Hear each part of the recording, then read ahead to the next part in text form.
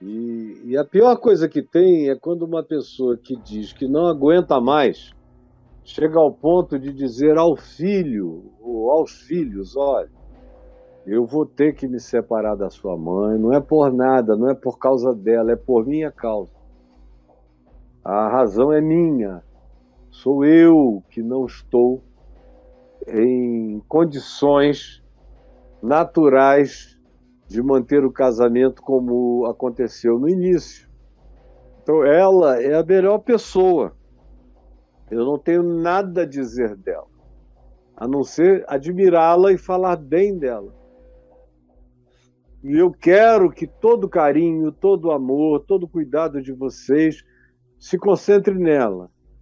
E eu espero poder continuar a receber também o mesmo carinho, o mesmo respeito de vocês. E o que um filho, uma filha tem que fazer numa hora dessa é dizer: pai, você tem sido um grande pai, nós te amamos, queremos que você seja feliz, nós só pedimos duas coisas. A primeira é que você continue a tratar a minha mãe com toda a dignidade, respeito, carinho, que você a poupe de tudo que ela possa ser poupada nesse início de separação.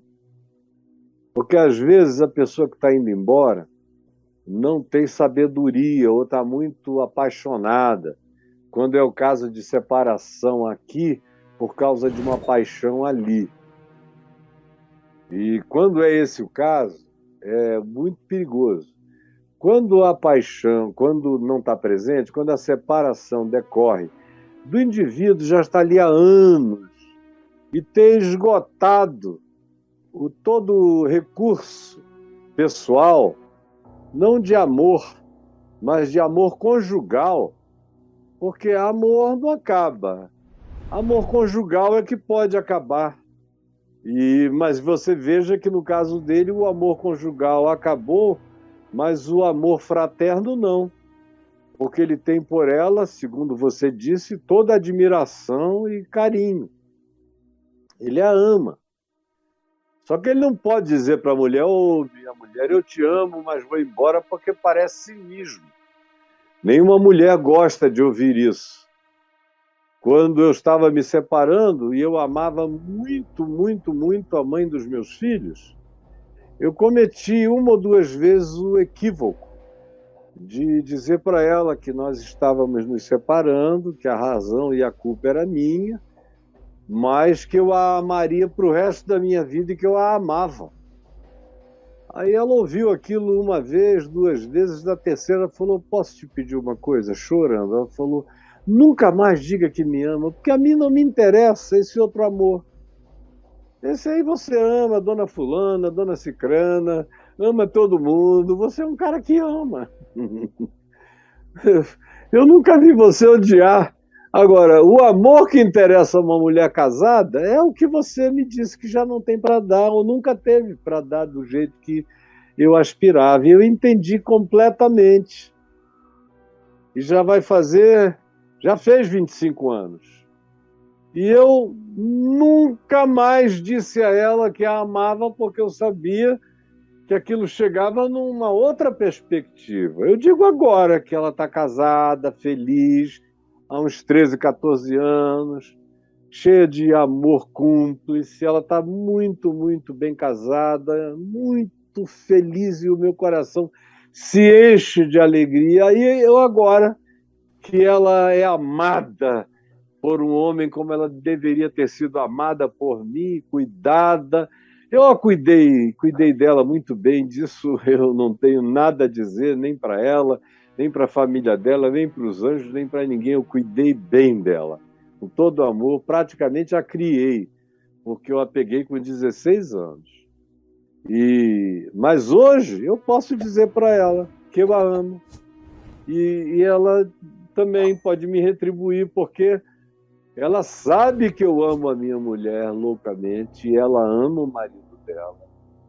Ela ficou curada de mim completamente, graças a Deus. Então hoje a gente pode declarar amor um para o outro sem que alguém saia ofendido da história.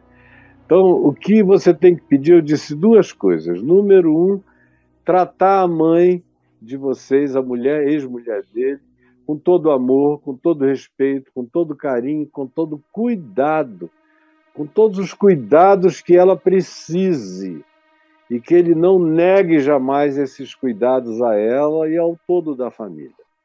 E a segunda coisa que você deve pedir é que, se ele tem já uma outra pessoa, ou se ele visa colocar uma outra pessoa, que ele fique pelo menos o primeiro ano, ou o primeiro ano e meio, bem distante, no sentido de não levar essa outra pessoa para casa, não ficar no carro esperando vocês, filhos, para saírem para jantar com ele, com ela, de modo que a ex-mulher possa abrir a janela e ver.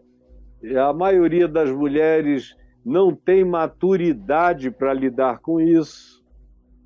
Eventualmente, uma das poucas, a única que eu realmente conheço. Eu sei que deve haver mais pessoas assim, mas a única mulher que eu conheço que lidaria com isso sem nenhum problema é a minha mulher Adriana. Ela, eu sei que tem uma maturidade para além do normal.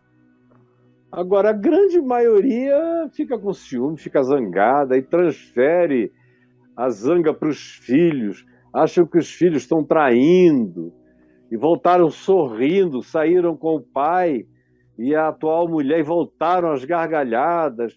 Não, peça para o pai que, se existir algo assim, ou for existir algo assim, ele respeite um tempo. É como um luto.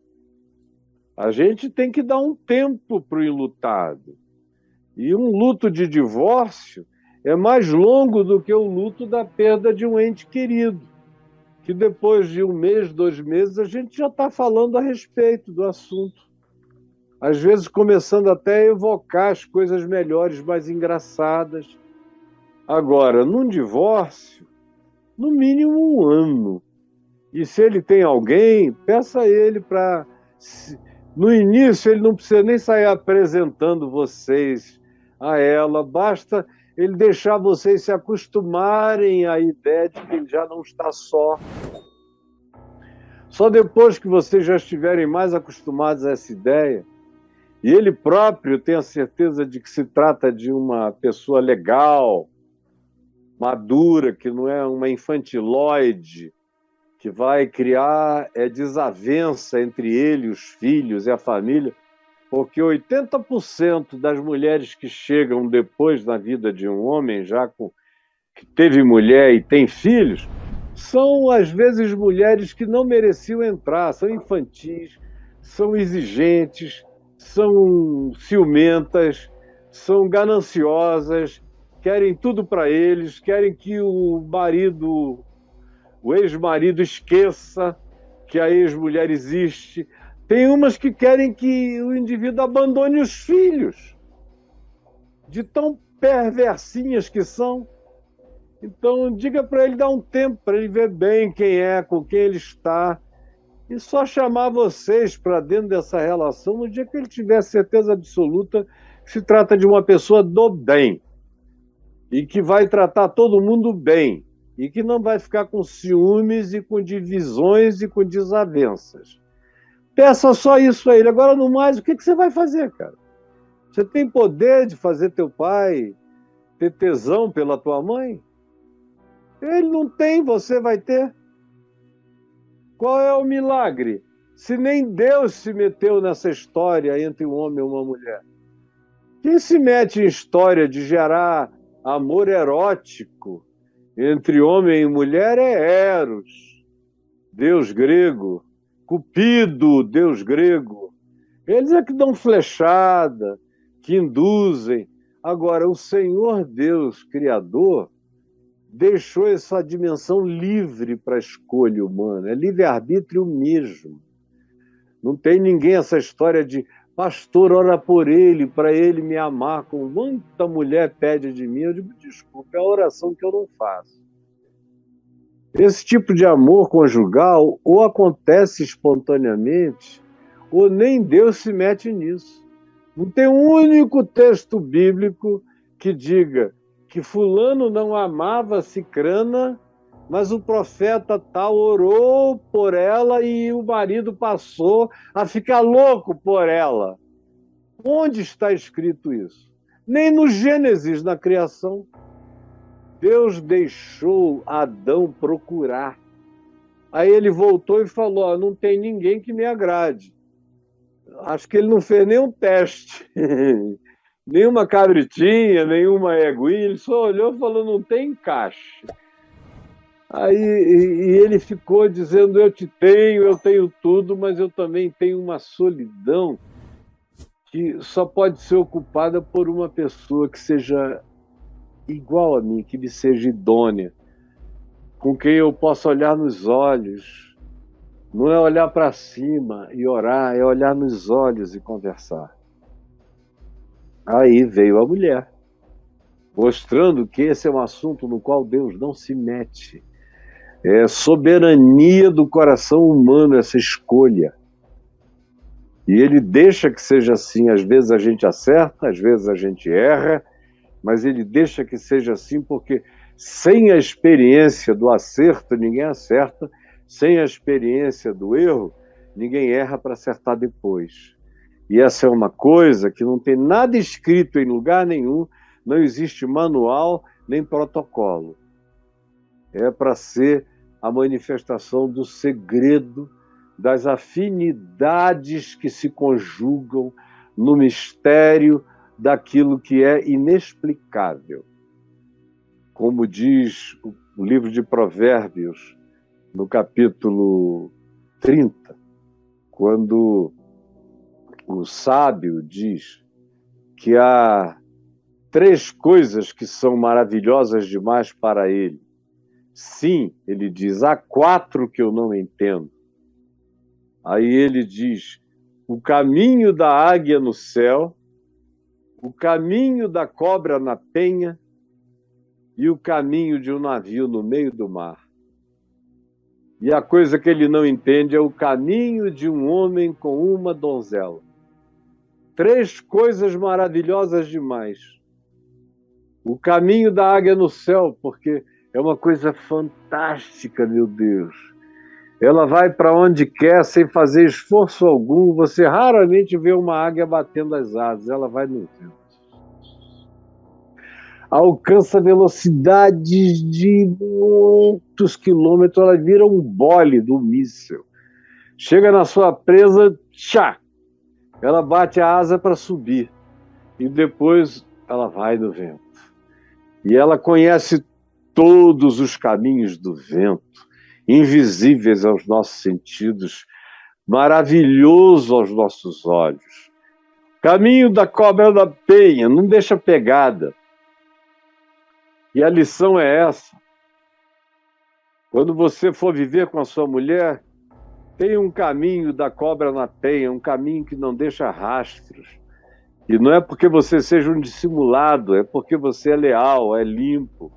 As pegadas não são sujas.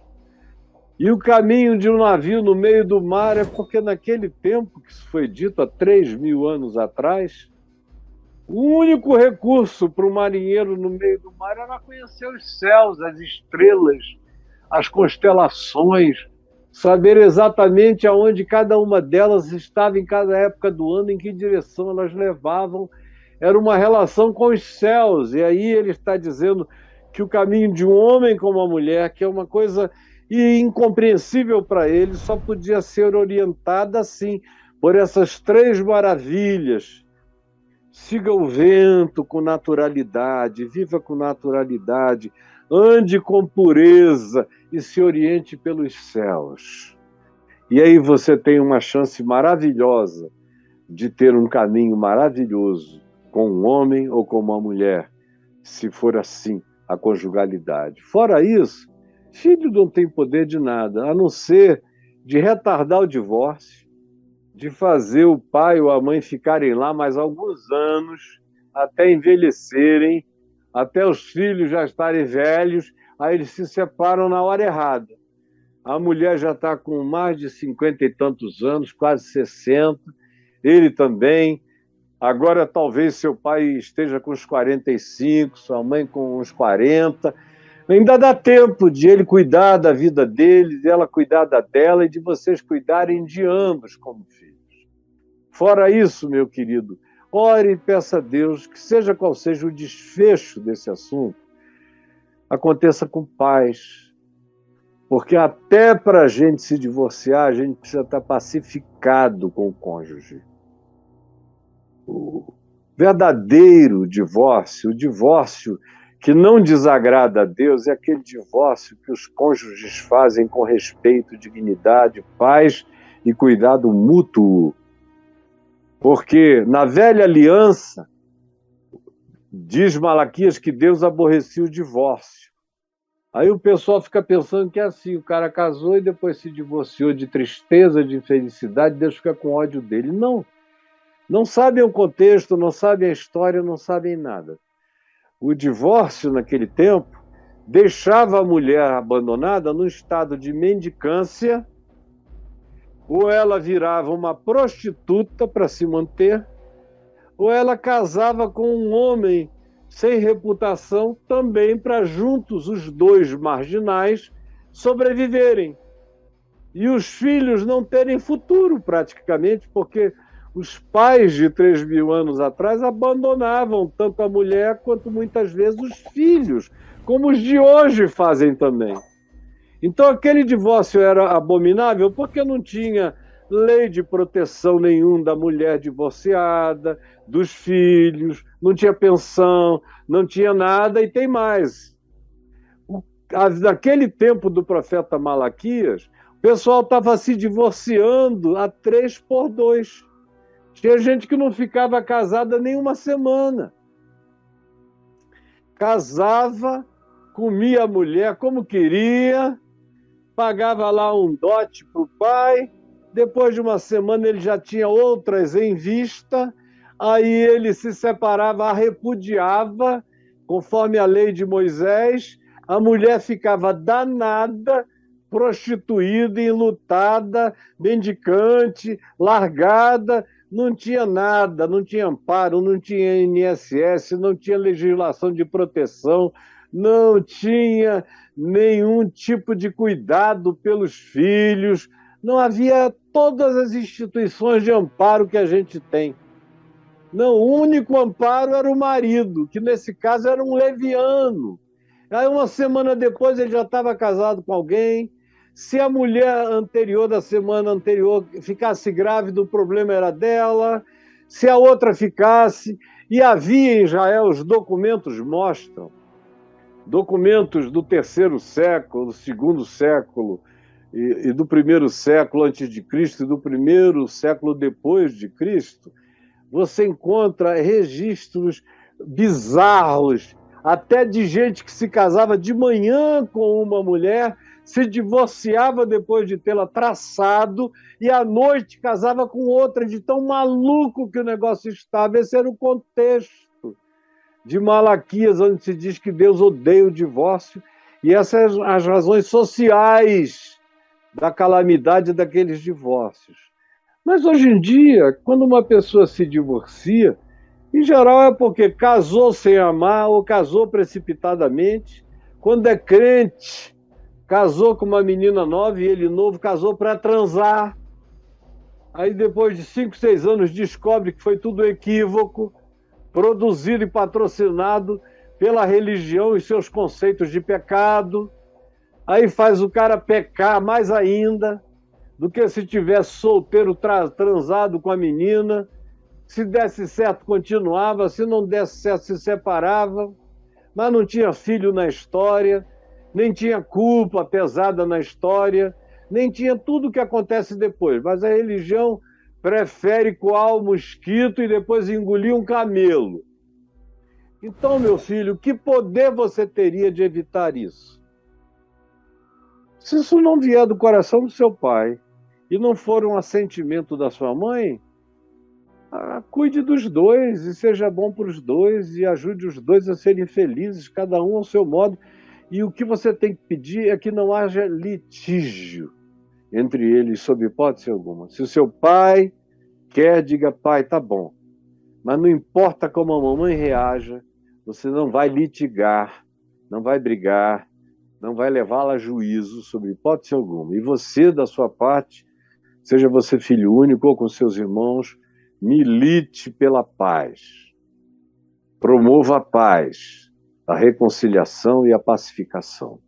É o que você, como cristão, deve fazer nessa circunstância, tá bom?